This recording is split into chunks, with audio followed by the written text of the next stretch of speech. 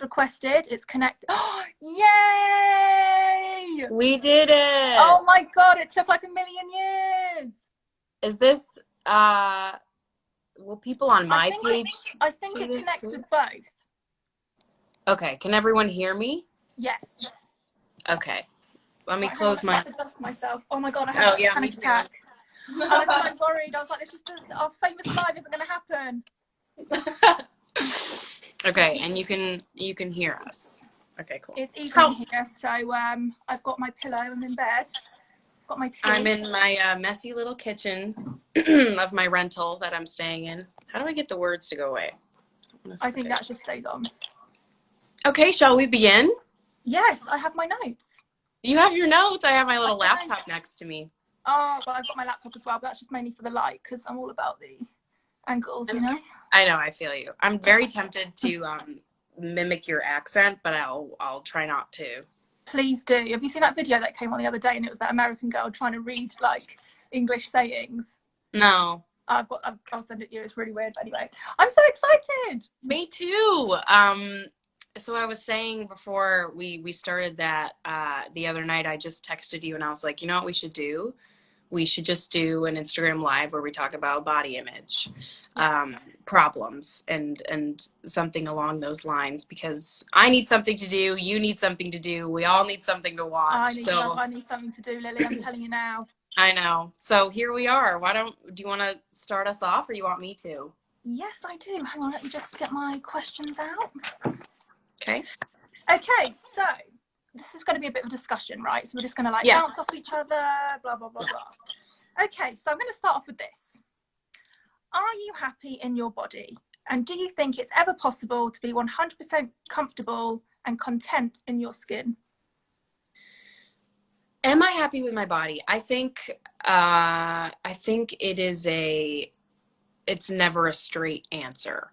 I think it is an ebb and flow. I can wake up sometimes and feel happy with my body at the beginning of the day, and then by the end of the day I'm like, oh, I hate my body, or I feel uncomfortable, or I'm unhappy, and it's so interesting because I think women's bodies, I mean, I'm not a man, so I can't speak for men, but like throughout the day, our bodies change based on what we're eating, how much water we're consuming, and so you wake up in the morning and you're like, oh, I'm nice and my stomach's flat and I'm not bloated, and then by the end of the day, you look a size bigger than you are. And I think it can be confusing. And long story short, I think it is an ebb and flow. I think sometimes I feel happy with myself and sometimes I don't. But to be honest, since I started following you a while ago, and seeing the confidence you have when you post pictures of your body and your modeling shots, it kind of just reminds me to, I mean, I personally think you have an insanely gorgeous body, and vice versa, my love. Thank you. Yeah. And we were just talking about this. You are actually considered a plus size model, correct? Yeah. Isn't that bizarre? It's bizarre. Now, I'm definitely not plus size. Well, what is plus size? What does that mean?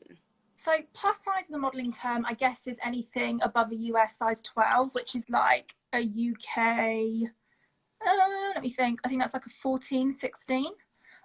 So obviously I'm not that. And when I first started getting into modeling, there really wasn't a category for someone like me. And like people are starting now to kind of embrace my sort of body size, which is like a US 6 to 8, UK 10 to 12.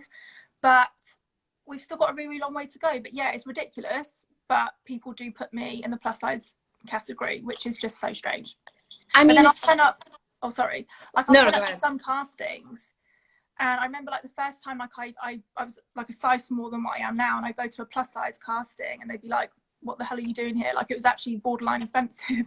And then I go to straight size castings where all the sort of skinnier models go, and they would literally be like, "You're too big," so you really, really can't win.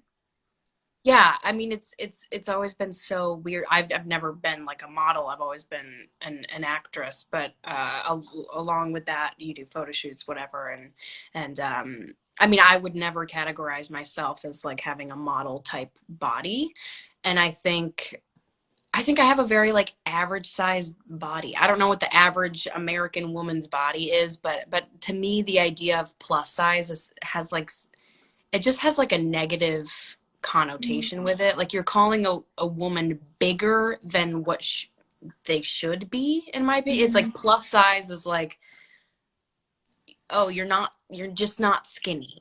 Yeah. Um, and I think I mean, obviously, I think the modeling industry has a long way to go. And I think people like you who promote your healthy body and just like, to me, a very normal body. Like you have you have a rockin' body, but like it's very, you I've got my look boobs like out today. You can't see, you, but I got them I out for know, you. you have like a woman, you have a womanly body. You have curves and you have boobs and you have an ass and I just think once women start to like develop in those ways where you have bigger curves and like maybe not as a small of a waist, you're just immediately put into this category of being plus size.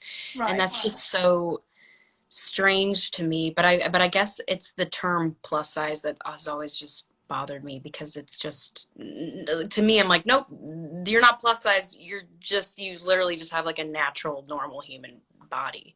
Right, and it's just that kind of categorization, isn't it, of women in general. Like, you can't ever just be a woman. It's like you have to put women in different categories all the time, and it's confusing. Like, no wonder like women have got body image issues, and I honestly don't know how young women, like young teenage girls, deal with it now, honestly. But I'm the same as you. Like, I look at you and your body, and again, you look, I mean, obviously you're beautiful, like you have an amazing body, and if I'd seen people that look like me in like shows like Riverdale or whatever it is, I would definitely have felt more comfortable in my body. But like, there wasn't anyone that looked like us, you know, growing up. And I think as well in America, like the plus size movement has very much been a thing for a while.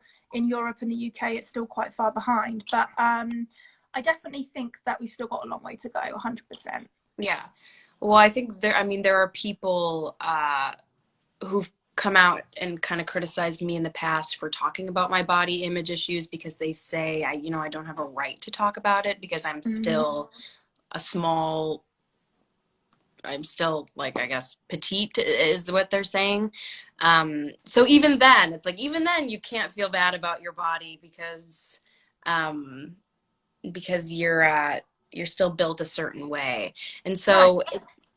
I mean, the bottom line is you can never please anyone. You can't please everyone. But even like, when we announced we were going to do this live, people were like, well, what have you guys got to feel bad about and stuff? And to a degree, like, I understand it, because like, no, we don't have any disabilities, like, or deformities or anything, like, and we've both been, quite privileged in like in what we get to do, etc., etc. But I don't think you can just dismiss someone else's feelings. No.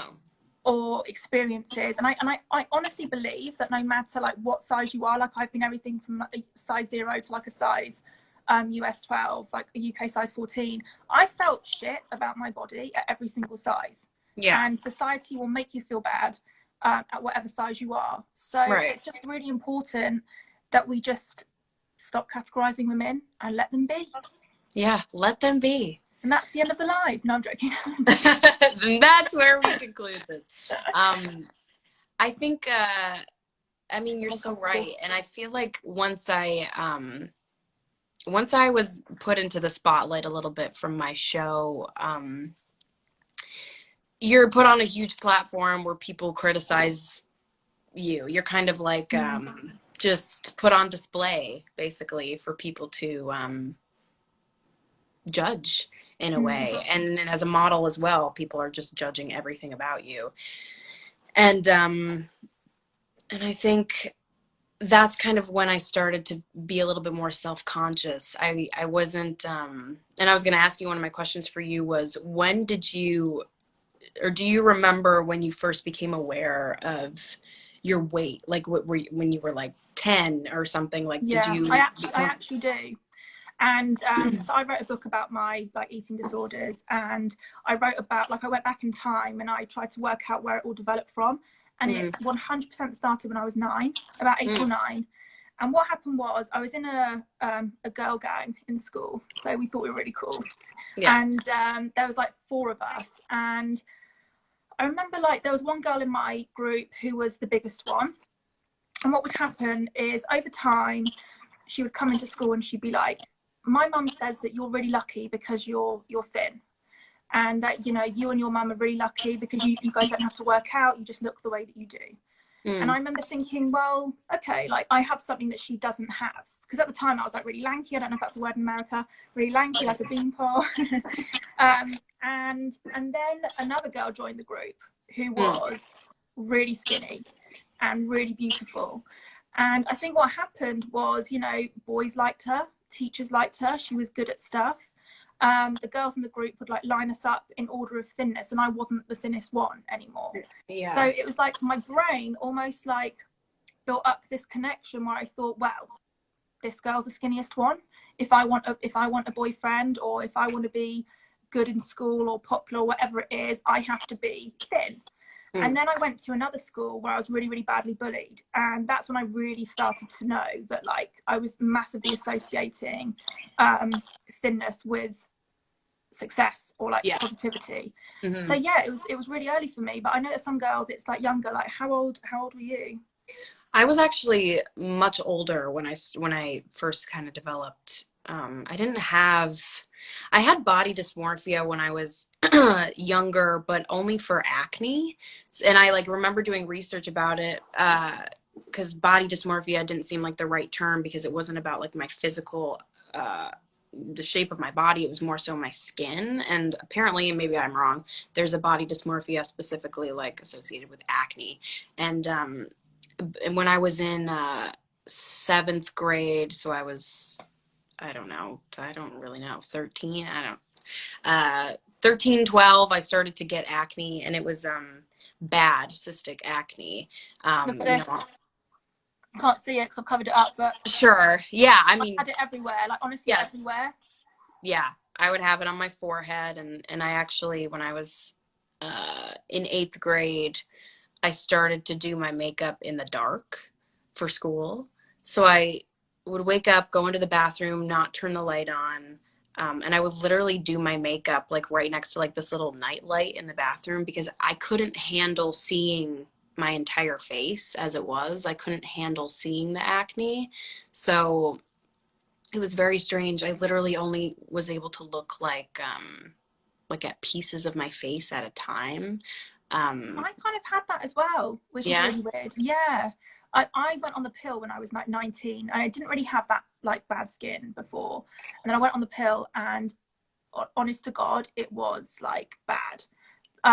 All along here, like all along, and I still get breakouts now, but like just everywhere.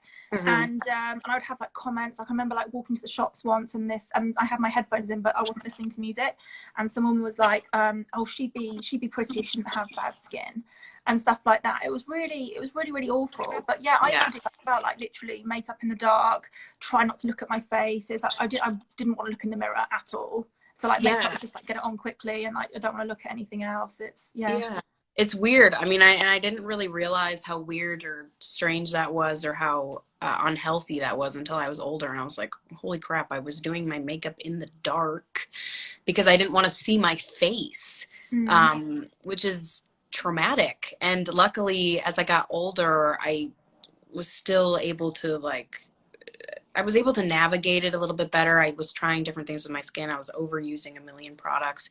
But even before I got my acne under control, like even like 3 years ago, I remember being on set of my show, and I had a huge cystic pimple in the middle of my forehead, and I felt so paranoid. I felt like it's all anyone could see. And then I'm standing in front of a camera where everyone can see. I'm thinking, oh, the only thing that they're seeing is this massive zit on my face. And I remember Googling, like, why is my acne making me feel this way?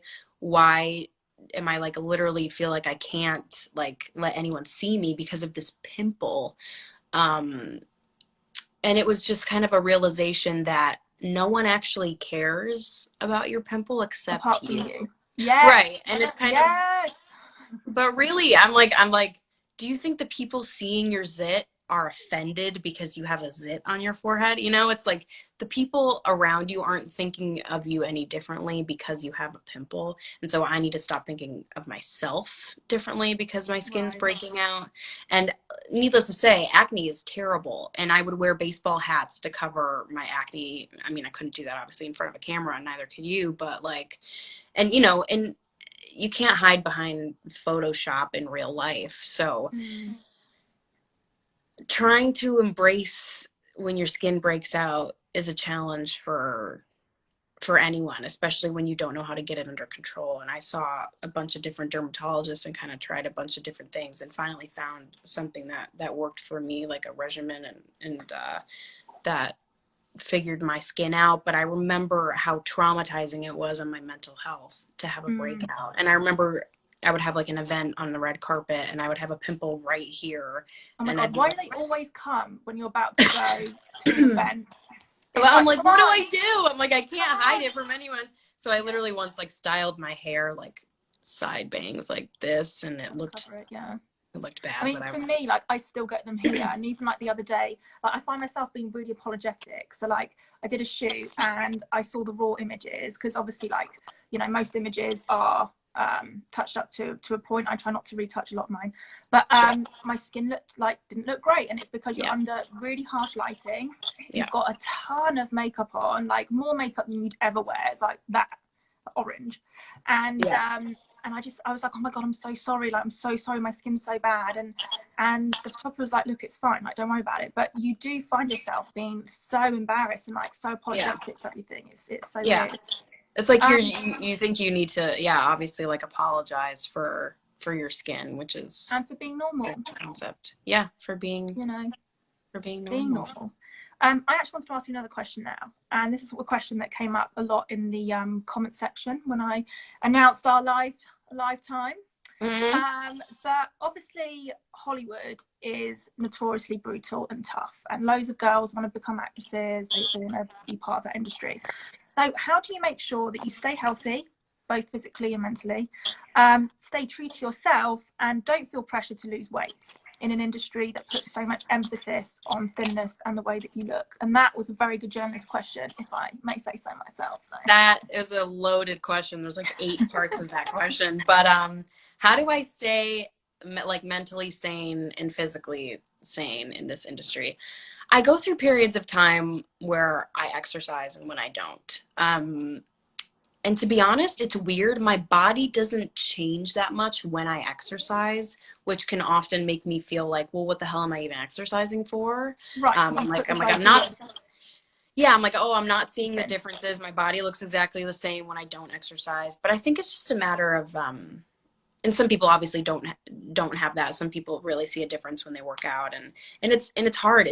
I've never worked out for more than like 6 months straight without having like a period of a few weeks where I've not been able to go to the gym. I haven't worked out in 2 months. And I'm not entirely happy with my body right now, but I'm also have learned and told myself to stop.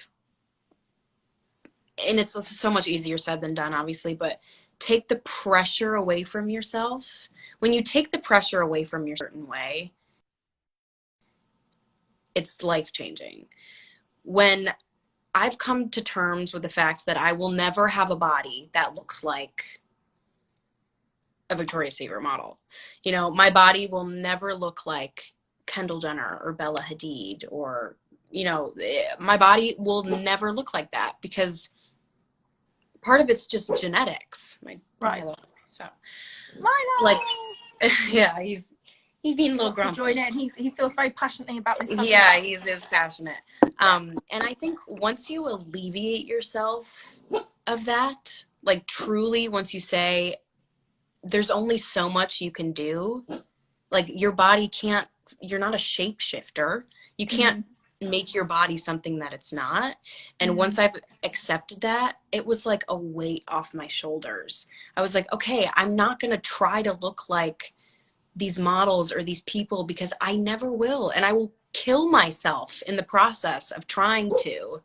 Perfect. And that's so, I mean, it's so unhealthy, and it's really frustrating and disheartening to me when models who are already skinny go the extra mile and Photoshop their waists or Photoshop their arms. And it's like, you know, you're just portraying truly a false image of what a human body can look like to millions of people who are staring at these photos and wondering how they can have a body like that. It's unattainable because you are literally going in and editing, you know, and it's kind of like, and some people don't edit their bodies totally. Like there are some models who are just naturally that way. They don't edit anything, and that's great for them, but I will never have that body. And I'm totally okay with that. I can admire how beautiful their bodies are and appreciate them for what they are, but I can accept that my body won't ever look like that, and that's okay. And I mean, it's kind of, again, easier said than done, but once I realized that and kind of processed it, I was like, okay, I'm not forcing myself to reach this unattainable goal. Like that's unattainable for me unless I stopped eating. But even then, I'm not going to have legs that long. I'm not going to have abs magically appear overnight. It's kind of just once you realize that and process that, it really takes like a load off of your shoulders. In my opinion, it does. And that's what's helped me, is the realization that I'm just not built that way. And that's totally I mean, I when I started modeling, sorry, I'm like using my laptop as a light, so I'm like keep touching the little mouse pad. When I first started modeling, you had to be a very certain fixed, like you had to be 34-inch bust, 24-inch waist, 34-inch hip, which honestly is like impossible. And so many of these models have boob jobs because you physically, most women who are like a size 0 do not have a 34-inch bust. Right. Even I don't have a 34-inch bust, you know. So yeah, that was really tough. But I do think the industry is starting to change. I think social media has had like a great impact, like on that, in showing more realistic bodies, showing cellulite, and just opening up this movement for people, not just like you know, like actresses who look like us, but just like models, you know, models who aren't perfect. And I think social media has kind of been quite positive for that. I feel like I went off on a bit of a tangent there, but no, not at all. Like truly not at all. I agree. There are a lot of brands that have started posting, you know, like Rihanna's brand, like Fenty, you know, post. Oh, we love Fenty. We love, and like the skin, you can see the skin, you can see the textures, you can see the scarring on your model's face. You know, it's like, that is so refreshing to me, to see pores. And I think it's refreshing for everyone. And I really love that is a thing that brands are doing now and trying to embrace. And especially with clothes as well, you know, underwear models, you're seeing their bodies and you're seeing cellulite is so frustrating to me because it's been made up. Let's talk about cellulite. Let's talk about it. Please. I'm always going to have it. I remember being in school when I was like 13 and thinking, why do I have cellulite and no one else like has it? And I've got it now, and there's nothing I can do, and it's literally just water retention. Actually, someone the other day, like I posted a picture, like I posted a picture of like a bit of cellulite, and this girl was like, oh, I just pretend it's like pineapple skin, and I'm just like, yeah, I'm gonna be a pineapple. I don't see the correlation. Pineapple vibe. Yeah, with like arms and legs. Like, just imagine you're a pineapple. No, but like, it's unfortunately, it's just something that most women have, and it's like it goes away in certain lights. You know, you can be on the beach in bright sunlight. Obviously, your skin is not going to look as smooth as if you're in shadow or if you're in like a dim light. Do you have it? I do, and I've never really I didn't really give it a second thought until I was kind of around some people who made it out to be a bad thing. You know, I'd be like, yeah, I have cellulite, and you know, this one girl was like, oh, I don't. Yeah, I don't have that, and I was like, you're lucky if you don't, because most people do. Well, I don't really think I don't think you're lucky if you don't. I just think it's like, Okay, that's fine. You Yeah, don't, but great, good for you. most people do, and it's not something that should be considered a flaw because it's literally just like having freckles. Like it's just a part of your skin. It's part of how you look, and I think it's very frustrating to me when people are like, yeah, I'm trying to get, fat. You can do like the free where it freezes your cellulite off or something like that. I'm What's like, the point? what's the point? It's just part of your body. Just save your money. Buy a dress with the money. Buy a dress. Go I to, agree. like, where's a good burger restaurant? Go to Burger King, eat a burger. Not Burger King. I had a McDonald's burger yesterday. In-N-Out. Being for me, every time I go to LA, In-N-Out is like my thing. It's your thing. It's my thing. And Anyway, then is good. Anyways, that'd be like a whole other, yeah, life. that's a whole different. No, I'm glad, and I'm so glad that you promote that as well. I think I truly in 6-8 months ago, I was going through a period where I was really unhappy with my body, and I was kind of really paying attention to your Instagram and and and even just the fact that you named your brand Squishy or Squish? Squish. Squish. So tell me Squish. how you decided on that name. Yes, so because I have squish, like I've always had a tummy. I've got squishy thighs. I've got squishy arms. Like I just like the word, and I think for a long time people like viewed it as quite a negative thing. Sure. I'm going to reclaim that word and make it into something positive. Also, like our products are quite squishy. Like we've got these under eye masks, so I was like, oh, squish. I love that. Yeah, no, they're very cute. Actually, I was wearing one of our acne patches today, and I was going to wear one for the video, but I thought maybe not. You could. I mean, I love the little. For those who don't know, Charlie has her own skincare line. Thank you for plugging it, Lily. I appreciate it. You're welcome. Which she's sent to me, and she's sending me her new moisturizer. But I just think, and that's like a phrase that I would tell myself when I fell down. I was like, I literally would say in my head, I would remember like your Instagram captions, love your squish.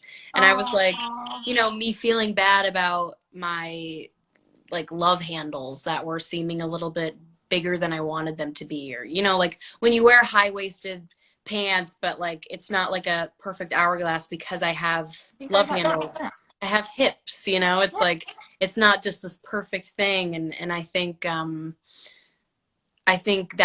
can be hard to stomach sometimes. Obviously you see women with perfect hourglass shapes and they're like praised for having the best bodies in the world, but I don't have that. I have, it's like this, and then there's like a little extra lump. It's a little extra love bump there. There's just so much love to go around. There's so much, and it's my little squish, and I think I just think that's so cool of you that you wanted to like reclaim that word as something positive. I just thank you. I really appreciate that. I love that. I think it's so cute. It is cute. People are asking where they can get your product. Oh, thank you, commenters. You can get it from squishbeauty.com or Urban Outfitters if you're in the US. I think we're about to launch in Anthropology across the US and Canada. And then if you're in London, we're in Liberty London as well, which is a very posh department store. But squishbeauty.com. Can we talk very quickly again about airbrushing? Because you've been quite vocal about when people airbrush you, which I think is really, really important. And I remember, you were on one magazine cover, which shall remain nameless, but talk about airbrush. It wasn't even airbrush. It was like pure. What the hell? It wasn't even like Barbie wouldn't even look like that. It was not human body. It was so bizarre, and you rightfully called it out. But how does seeing really heavily photoshopped images of yourself affect your self-esteem? Well, it was weird. It was a shared Cosmopolitan magazine cover in the Philippines, I believe, and they had photoshopped both my castmate Camila and I for our covers, and she's the one who actually pointed it out to me. Cammie sent me a picture. She was like, have you seen this? And I was like, to be honest, I had seen it, I think maybe in passing, and I literally didn't even process it. Like I didn't even notice until she pointed it out to me, and I was like, oh my God, I look like a cartoon character. And that was just like, it didn't even make me feel bad self-esteem wise. It kind of just pointed out the ridiculousness of the industry. And I think the Cosmo Philippines, their response to that was, we just tried to kind of appeal to our demographic, like the body type that is, you know, desirable in our society, like in our audience. And I was like, okay, that's a really shit excuse to Photoshop someone's body really in bad half. answer, yeah.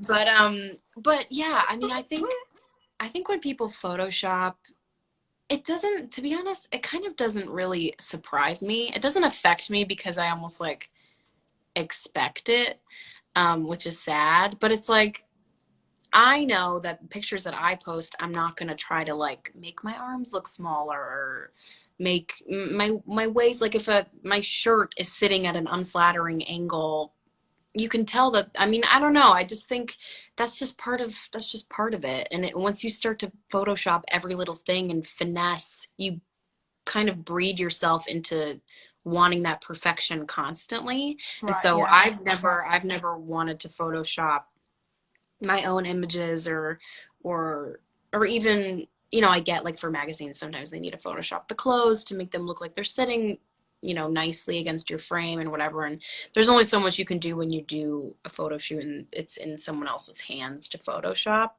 But when it comes to my own personal images, I just try to, you know, it's just, I don't want to filter it. Maybe I'll do a lighting filter, barely ever, but like, I'm not going to go out of my way to reshape myself. I just think, I mean, people are always going to try to alter your body to how they think it should be. Right, yeah. But, you know, everyone's always going to try to make you skinnier. That's just how it is. Right. Like, they're just going to, even people who are crazy skinny are going to be photoshopped to look skinnier. Like, that's just, you could never be skinny enough. Yeah. Sometimes I see people that I've seen on Instagram and stuff in real life, and you're like, you don't look like that. You know, it's really strange. Right. But when I started modeling, I think that was like 2011 or something. I can't even look at the pictures now because, like I was saying back then, it was all about like size 0, size 0, size 0. And Yeah. like the photo, I'm like, what were you even like? Even Photoshop is so bad because they were just so desperate to make me so skinny. I can't ever share them. Even like, you know, that bit under your arm. Yeah. Like I sometimes call it the vagina arm, you know, because like. But like, it's an armpit. Armpit, whatever the armpit is, but you know, usually when you stand like that, you're going to get a bit of a an overlap. Yeah, and obviously, like, you know, it's going to happen. Sorry, I'm like checking that I'm not going to run out of battery percent. Hang on. Are you good? You're good for battery? Oh, she's plugging it in. She's put this on. Let me see my other questions. Yes. I'm loving this, by the way. I'm having a lot of fun. Me too. I feel like I'm a journalist. I'm living my best life. Your best life. Right. Yeah. Me too. We were talking a little bit about social media. How does social media impact your mental health on a daily basis? You know, for a long time, I would follow accounts that were like inspirational or thinspirational. So like girls who I'm never going to look like, but who I want to look like, who are really, really skinny, whose bodies do not look like mine, blah, blah, blah. And what I do think that social media gets a bad rep in terms of, can you hear me, by the way? Yeah.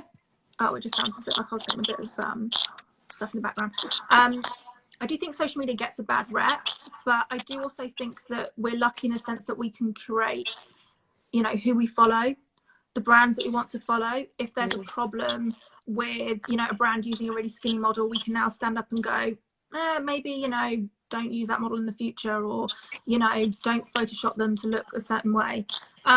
So yeah, my perspective on social media has massively changed, but I do think you just have to remember it's fake. Like, it's a world, it's a virtual world. It's not you as a person. I don't know. I mean, yeah. I mean, obviously sometimes, you know, like at the moment we're in quarantine, or you should be quarantining. If you're not, stay home. But you know, there are days when you're just on your phone and you're scrolling and you're just like, Jesus Christ, everyone's got a great life, but that's what it is. Right. Right, went to the Maldives last year, like, you know, brilliant. You're right. I mean, it's everyone. It's everyone putting their best foot forward for the world to see. For sure. But for me, like, you know, I look at you and like, I don't know how you deal with it, because it must feel like you're in a fishbowl when you have some like millions of people basically commenting on your life, on your personal life, on the way you look or the way you dress. Like, how do you deal with that? It's weird, and I kind of always tell myself when I need to like give myself a break, I'm like, there is no rule book. No one told me how to be famous. No one told me how to act in the spotlight or how to handle having 20 million Instagram followers. There is not a rule book that you get. No one tells you what to do, what not to say, what to post. So it's been a learning process. And to be honest, you know, people are saying, how do you handle the negativity? I handle it in a way that probably everyone else would. Like, sometimes it gets to me, and there can be 100 wonderful comments, happy, positive comments, and then one comment of someone saying, oh, you look like shit. Why do you focus on the what? It's like human nature, but you do. It's like if someone writes, like the other day I got called a prostitute, I was like, great, thanks mate. But you know, it's like you get called that and then you focus on it and you're like, oh my God, and you get all these lovely ones. But I think it's just human nature to just focus on the ones that make you feel shit about yourself. It just sticks, yeah, because it sticks to you, and it's hard to ignore because then you question whether it's true. And someone just commented, I don't understand anything, which I thought was kind of related. But I mean, I kind of just got to cut myself some slack sometimes. I'm like, truly, like, and I hope you do too as well. Like, you don't, my mom just texted me and threw me off. Thanks, Amy. Oh, it's fine. Don't worry. She was telling me I was doing a great job. Hi, Mrs. Reinhart. Like I said, like, I do have to kind of just give myself a break sometimes because I'm going to make mistakes. I'm going to focus on, I have a bad habit of answering people who say shitty things to me on Twitter. I kind of get back at them sometimes, and that's just me. I'm like kind of gotta be feisty and defend myself sometimes, and that's fine. And people are like, why do you focus on that? It's like, I'm not focusing on it. Trust me. I'm giving it like 30 seconds of my attention. But the wonderful comments and the people who are supporting my poetry book right now, and the people who, you know, tweeted me after I did my poetry reading on Miley's live. It's just like, I see all that, and I see all that, and it really is a beautiful thing that impacts me every day. And I so appreciate, I think we take, and I know I do, I take the positivity, the positive messages that I get for granted sometimes, because I don't often, you know, say thank you or I appreciate it. I don't go out of my way as often to appreciate the people who are being consistently positive towards me and supportive. And so I'd like to kind of go out of my way to show appreciation for the people who are supporting me rather than trying to bring me down. Thank you everyone for being so nice. I mean, thank you to those who go out of their way, take time out of their day to watch us talk, and to well, not like people really have much going on, so but regardless, you're taking time to listen to me talk, and you know, who am I to be sitting here talking about body image? But I just think it's, you know, I very much appreciate people who are supportive when they don't have to be. So it's good. It's nice. Well, you plugged my product. Can we just talk very quickly about your book? Because I'm very excited about this. I do love a bit of poetry. So when's it coming out? Well, because of this worldwide COVID situation, it got pushed, unfortunately, a couple months. So it was supposed to come out in May, and now it's coming out in September, which is a bummer. It's a bummer because I realized the other day when I read a poem out loud that there's like a typo that I wanted to fix. And I texted my editor. I was like, we can fix this, right? Because it doesn't come out for another 5 months. She's like, no, we can't fix it. And I'm like, Ah, now it's happened gonna to me bother as me well. for. She's like, we'll have to fix it in the reprint. I'm like, okay. Yeah, no, that happened to me. They forgot to put a full stop at the end of a chapter, and I was like, now it's gonna bother you for the rest of your life. oh my god, I'm never gonna forget this. Yeah, that's how I I'm feel. so excited. I'm gonna Thank definitely you. order it off some book selling websites. I think I have the link in my bio. I'm pretty sure. Right. I have it in my bio. Yeah, it's exciting. I'm excited. It's scary. It's vulnerable, and I think I'm gonna do the audiobook reading of it. People want to hear me read my own poetry, which I feel uncomfortable doing. No, Like, do it. That'd be amazing. it's weird for me to do that, but because I kind of like want people to read it with their own interpretation. Like, I feel like poetry should be read in your head, like in your own, you know, in your own way, the way that you would speak. But I don't know. I guess if people want me to do the audiobook, I will do it. I'll download it. Thanks. So I prefer you to read it while you're like looking outside a window on like a rainy day. That'd be like nice. Just like pretending I'm like in a music video, just thinking about life, looking out the window. I think those were all the questions that I had written down. I've just got one more. Yeah, go for it. Do you have time for one more? I have nothing but time. Okay. Genuinely okay, so something we haven't spoken about yet, actually, and which was a question that a lot of people asked about, and I could see it in the comments. This comments thing is very distracting. It is. I'm trying not to look at it. I know. I'm trying really hard not to look. Okay. We've obviously both suffered with anxiety in the past. Like, my anxiety sometimes gets so bad. So how are you dealing with it during #COVID-19? Because we're obviously at home, we can't do anything. I mean, for me personally, like, I thought this time was going to be really difficult for my anxiety, and I've had therapy for it. Like, I've done everything that I can. But actually, it's kind of been okay because I realised that everyone's in the same boat. Yeah. So how are you coping with it?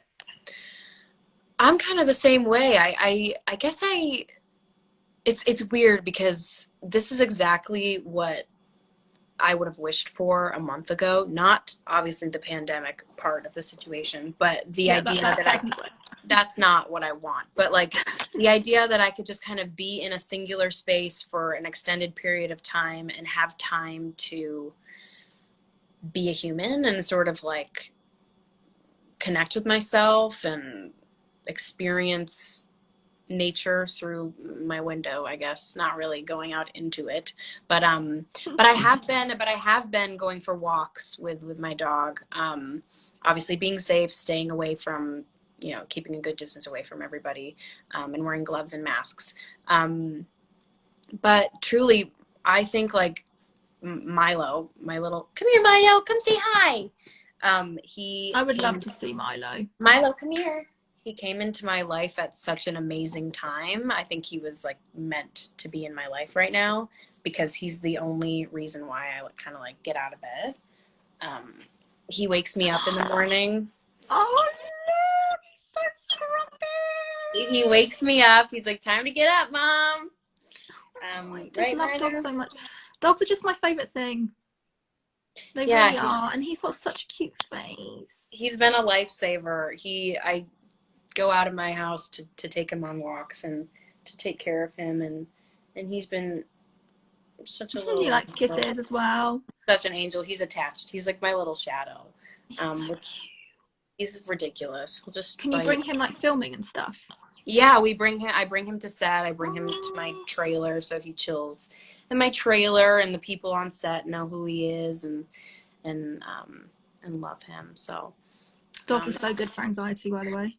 They are truly emotional support. Like, yeah, that's what dogs are. Like, truly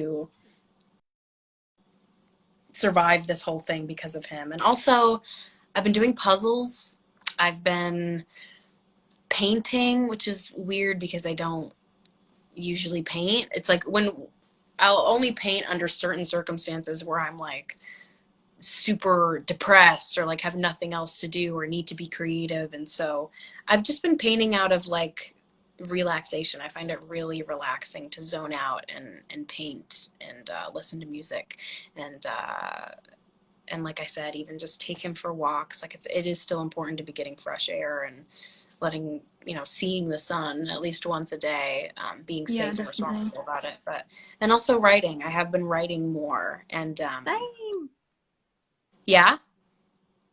Got to love it. Honestly, anything creative, it's honestly, I've been finding this time it's really calmed me down, because I'm such I need to do stuff all the time. Blah, blah, blah. Yeah. And you don't and this time can actually be a really great time to sort of relax and, get to know yourself a bit more, maybe stay off social media if it does make you anxious. I don't know, but yeah. I saw my screen report where it said you're up 15%. I was like, that's not as bad. For 23 hours a day. You're like, oh, Jesus Christ. Honestly, it wasn't as bad as I thought. It said only a 15% rise, and I was like, okay, it could be worse. But I'm not going to talk to you about mine. Okay. I hope maybe you can get some puzzles. I'm gonna order a puzzle. Okay, good. Jiggy is a good site to check out. They just sent me some puzzles. They sent me this boob puzzle. This is the sheet. Well, I love anything to do with boobs, so that would be great for me. Yeah, do that. It's good. It's extremely challenging. It's sitting right here in front of me, this puzzle, that I will continue working on for probably 3 weeks. But I think, does that about wrap us up? It does, unless you want to answer a couple of questions that some people have asked. Maybe two or three. Yeah, go for it. Let's see if there's any questions that are going to come in that are appropriate. Oh, well, hang on. We've kind of covered the ones that I've... Oh, here's one. How do you stay positive when you've gained weight? How do I stay positive when I've gained weight? I think, like I said, taking the pressure off myself, because I'm not trying, I guess it really is just sort of taking the pressure off myself, not to conform to any specific body. I'm not in my head. I don't think okay, once my body looks like this, I'll be happy. I don't have that. I don't have a goal or oh, I need to lose 10 pounds. That's never really worked for me. That's not the kind of mindset that I've never done a diet. I've never really done anything like that. It's sort of if I feel shitty about my body, I'll make an effort to make sure that I'm putting better things in my body and eating better and not going out of my way to snack on crappy things that are laying around, and also just not bringing them in the home in the first place, because I do snack a lot. Nothing wrong with that though? No. Nothing wrong with a bit of snacking? No, I snack all the time. But especially now, I'm just just eating for something to do, honestly. I'm oh, what time is it? 3 p.m. Right, I'll eat a biscuit just for... Time to eat. Yeah. I think it's just, give yourself a break. We gain weight, we lose weight. Exactly. And that's what happens. Yeah, it's just a number at the end of the day. It's going to happen, especially women. We have hormones. The scale's going to go up during the month. It's going to come down. It's honestly just a number. Don't beat yourself up about it. It's not a measure of your personality or your worth. As the numbers go up and down, it does not affect you. So don't let it. Yeah. Someone else said they actually went into my DMs for this question. How do you stop yourself from self-harming? I personally have never self-harmed, but I did suffer with bulimia for 10 years of my life, so I do understand that harming yourself can become really addictive. Honestly, I'm really big into therapy, and when I moved to New York, it was the first time I really sought help for my eating problems, and I massively believe that therapy can help. I know not everyone has the budget to do that, but there are some apps where you can talk to therapists and stuff like that for quite cheap. But harming yourself is never the answer, guys. And you'll feel a high for perhaps a second, but you're going to go straight back down again. So the sooner you address that, and the sooner you address your confidence, I think the sooner you can kind of get better. Yeah, it's almost like quitting any bad habit if you're self-harm, and I used to actually as well, which is something that I haven't really talked about much to anyone, to fans. So it may be a little bit surprising, but I did used to cut myself when I I'm was sorry. 16. I don't do it anymore. I did it out of frustration and not even really, some people say people cut themselves out of attention, and it wasn't that. It was sort of just and the way I was explained it eventually was because you're hurting emotionally and you can't find release from the emotion, or from the negative emotions that you have, you turn to physically hurting yourself in order to Mm. express the pain physically. And that makes a lot of sense, obviously. And kind of once I understood that, I understood why I would go out of my way to harm myself. And I have luckily very little kind of scars left over from that. But even if I did have huge scars, it's just a part of your story. I think scars are beautiful. But I did used to do that, and I would cover it up with bracelets and for a very short amount of time. And then I kind of moved where I was cutting myself so no one could see it, but I could still feel it. It was more just like I was just inflicting pain on myself in order to distract myself. Yeah. And I think it, like any sort of like addiction or problem, like even smoking, you have to just find a substitute for that that's healthy. And I think I've never smoked cigarettes. I've never done that, but I know that like when you're being told to, it's like a routine. It's like a habit. It's something that you just Mm. do and need to do. And so finding something that you can put in place of that, if you feel the need to self-harm, which sometimes I do feel that urge again, just to kind of have like a physical release. When I do feel that way, I reach out to a friend, or I go out of my way to make my hands busy. I start to paint, or I put a puzzle together.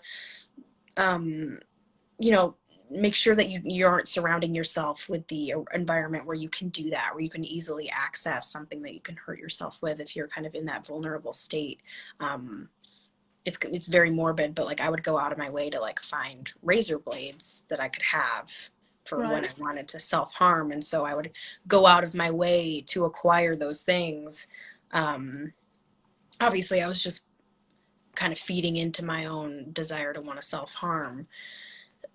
But eventually it kind of just, the urge stopped. I realized how this was doing absolutely nothing for me and was not making me any stronger, or um, it wasn't doing anything positive for me. It wasn't healing me. It wasn't helping me. It was just kind of making me feel Right. more ashamed. And there's nothing to feel ashamed about. I mean, so many people suffer with self-harm, and you can, I mean, do you consider like an eating disorder self-harm? Like, is that how you would? Massively, yeah. God, sorry, I can't breathe. Yeah, no, massively. I mean, you are abusing yourself, like Yeah. when I was bulimic and stuff, I would, like you, like going out of your way to find razor blades. Like, I would go out of my way to find public restrooms or like, bathrooms and stuff to be sick in, because Yeah. it was such a secret. And it's like this shame, and there's this addiction of like not wanting people to find out what you're doing. And the pain, like the hurting yourself, if you stick your nails down your throat, like you're going to make it bleed, and obviously being sick like isn't nice. And then you do it until there's like nothing comes up, till it's literally vile. It's horrible. Yeah. But by doing that and by self-harming, you aren't addressing the problem. You're Right. just distracting yourself. So you really have to address that. And if you can take anything from this about body image or mental health or whatever, just work on yourself and just really use this time, I think, to feel more confident and remove yourself from bad situations and toxic people and toxic relationships, etc., etc. Because that's really important. You are important. Yeah, I think one of the biggest issues for me has always been like, how do I help myself? Like, how do I go out of my way to take care of myself? What is self-care? Like, what does that look like? And then I kind of realized that I was already doing it. I was already writing in my journal how I felt. I was already going out of my way to speak to my therapist. I was already doing puzzles and like engaging my brain in something, and not just sitting here looking out the window listening to sad music. Like, I'm just keeping myself and my not distracted, but like I'm just spending time with myself. I'm writing and I'm reading and doing art, like I'm painting, and I'm just sort of sitting here. I don't feel alone when I'm like working on art or keeping myself busy. I don't know. Does that make sense? I'm just sort of like, no, it does. Yeah. it's hard to be like, what is self-care? Like, how do you care for yourself? But it's sort of like, you're usually already probably doing it by taking your alone time and kind of giving yourself a chance to breathe and like, and feel things. And that's what you're supposed to do. Like, feelings aren't going to disappear. Sadness doesn't disappear. I kind of think that you have to like expel it from your body. So if you're feeling sad and depressed and you need to cry, then just cry, and it feels good, and like Right. Yeah. get it out of your body and feel it and work through it. And there's always a light at the end of the tunnel for me. I would love to, I mean, I do believe that and think that like, no matter what you're going through, it's comforting to know that you're already in it. Like, you're already going through it. If you feel like shit, if you're feeling depressed, you're already going through it. Like, you're on your way towards a better ending. You're on your way towards that bright light at the end of the tunnel. You just need to like keep going through the shit. You really do. You have to keep going through the shit in order to find the light, and it comes eventually, and it comes sort of like before you even realize that you're better.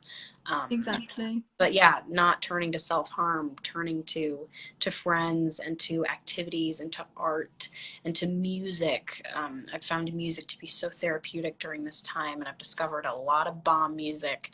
And I realize that I'm terrible at puzzles, but I enjoy them anyways.